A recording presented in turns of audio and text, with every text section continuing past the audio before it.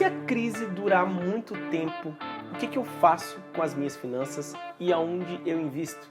Talvez essa seja a sua dúvida, talvez essa seja a dúvida de muitas pessoas. Então é para isso que eu estou aqui, para explicar o que a gente deve fazer com as nossas finanças e nossos investimentos nesse momento de pandemia.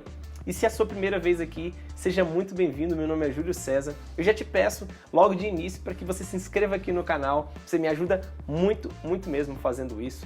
Cada inscrito a mais é uma pessoa a mais que eu posso impactar com esse conhecimento de finanças. Espero que eu possa te ajudar, tanto nesse vídeo quanto nos outros.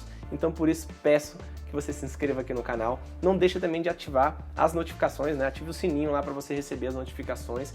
E se você puder, comente aqui embaixo quando você terminar de assistir o vídeo, se você gostou, se não gostou. E deixa a sua curtida também, tá bom? Bom, para a gente entender o que a gente tem que fazer com as nossas finanças, primeiramente a gente tem que entender que a crise ela é um ajuste, ela é um acerto de contas, né? Toda crise é assim.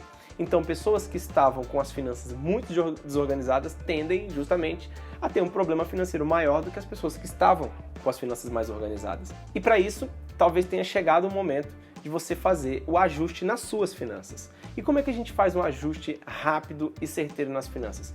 3 pontos.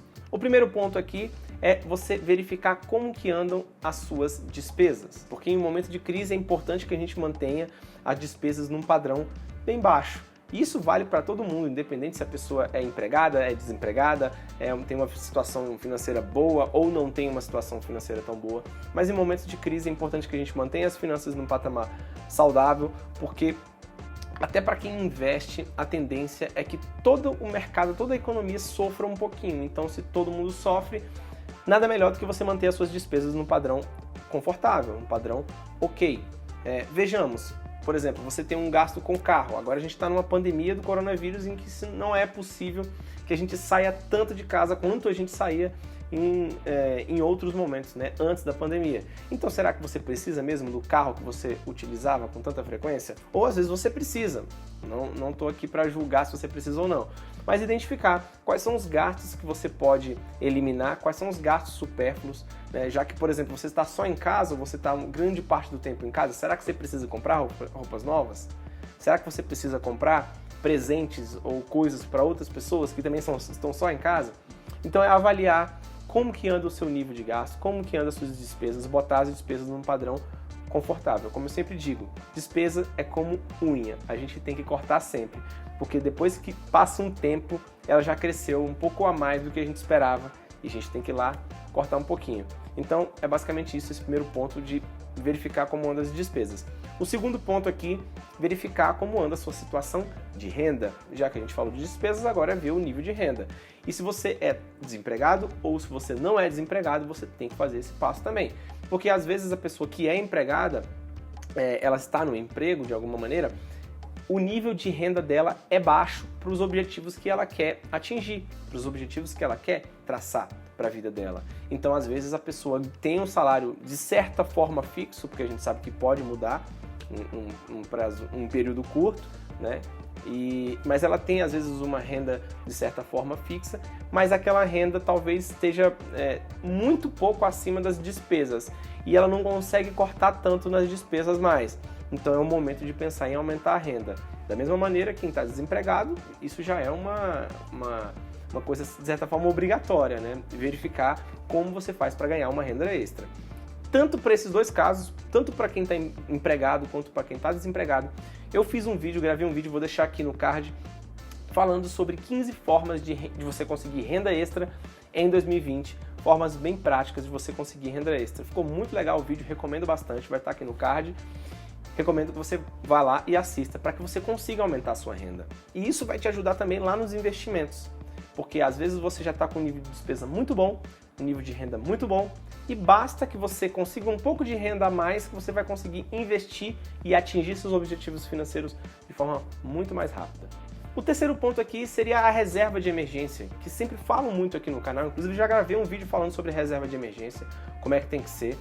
Vou deixar aqui também no card, mas a reserva de emergência basicamente é aquela reserva, aquele colchão que vai te proteger em caso de emergência. Não tem a pessoa que pula de um prédio lá e aí cai naquele colchão de ar que protege a pessoa no caso de uma de algo muito grave, né? A pessoa está caindo de um prédio, né? Então esse seria o colchão. Aquele ali seria a reserva de emergência. É aquele colchão que te protege em um momento de dificuldade. E para quem tem um salário de certa forma constante, uma renda mais, como eu posso dizer, garantida, né? Aquele servidor público que sabe que não vai ser demitido em um prazo tão, né, talvez com tanta facilidade. A gente sabe que os servidores públicos têm a estabilidade. Então, se essa renda é mais estável, você pode ter uma reserva de emergência menor, talvez de 3 meses. Então, se a pessoa ganha 3 mil, a reserva até 9 mil reais. 9 mil reais é uma boa reserva para um servidor público, mas às vezes a pessoa é um autônomo, ou trabalha em uma empresa privada, ou então é um freelancer. Aí a reserva tem que ser um pouquinho maior, justamente por conta da incerteza que tem aquela renda futura. Então, se você tem uma incerteza com a renda futura, a reserva tem que ser ali pelo menos 6 meses da sua renda. Então, digamos que você ganhe, em média, 3 mil reais, a sua reserva, nesse caso, teria que ser de 18 mil reais. Mais ou menos assim que funciona a reserva de emergência. Claro que cada caso é um caso, cada caso tem suas especificidades, mas a reserva é algo muito importante, especialmente para quem quer começar a investir também. E esse é o terceiro ponto, a reserva de emergência. E aí a gente pode falar então, tá legal, Júlio, mas onde é que eu invisto? Né? Eu já entendi meu nível de renda ok, minhas despesas estão ok, eu já tenho um pouquinho de reserva de emergência, mas onde é que eu invisto? Eu gostaria de começar nesse período de crise, como é que eu faço? Bom, aí a gente chega naquele ponto muito importante de falar de taxa Selic, porque a taxa Selic é a taxa básica de juros da nossa economia e ela impacta diretamente no resultado, no rendimento dos investimentos. Hoje a nossa taxa Selic é de 2% ao ano, taxa essa que é a mais baixa da nossa história e ela tende a se manter baixa por um longo período, simplesmente porque é uma tendência mundial. Se você for pegar a maioria dos países desenvolvidos e até mesmo alguns outros países não desenvolvidos, eles têm uma taxa de juros, né, básica da economia ou muito baixa ou até mesmo negativa. Então essa é uma tendência mundial, imagina-se que isso vai acontecer também no Brasil nos próximos anos, próximas décadas. Então a gente tem que se acostumar com taxas de juros baixas, com renda fixa não sendo tão atrativa quanto ela já foi.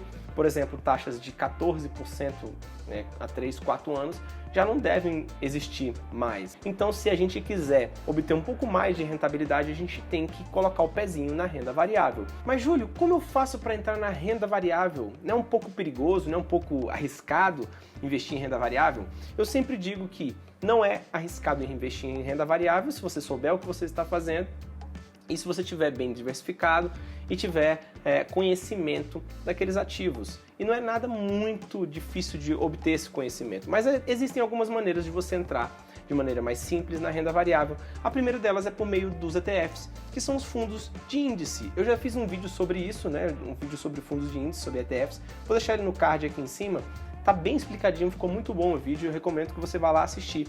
Mas os ETFs são fundos de índice que replicam um determinado índice de mercado e você não precisa fazer a escolha efetiva dos ativos que estão ali compostos naquele índice. E também é uma forma muito barata de se entrar na renda variável. A outra maneira é por meio dos fundos imobiliários, que são fundos que permitem que você invista nos imóveis sem ter que efetivamente adquirir o imóvel em si. Você investe, né, se torna cotista daquele fundo e eles permitem que você receba os aluguéis relativos àquela quantidade de ativos, de cotas que você tem daquele fundo.